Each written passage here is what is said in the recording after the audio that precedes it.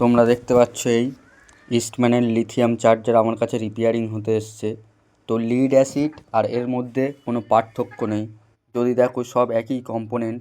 এই সাইডে দেখো পিএফসির যে ফিডব্যাক রেজিস্ট্যান্সগুলো সেম, সব কিছু আছে সেম। 6805 আইসি সব কিছু সেম, খালি ডিসপ্লে ওতে বড় ছিল, এতে শুধু লাইট লাগিয়ে দিয়েছে। এখানে কোম্পানি একটু কস্ট কাটিং করেছে।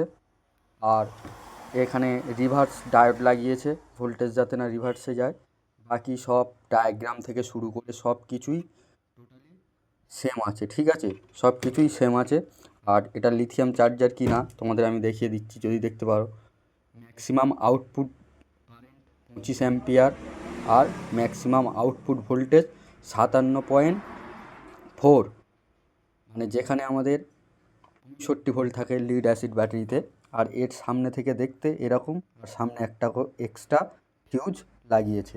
এছাড়া ইস্টম্যানের লিথিয়াম চার্জারে আলাদা করে কিছু চেঞ্জ নেই, এতে পিএফসি ভোল্ট সেম পাবে।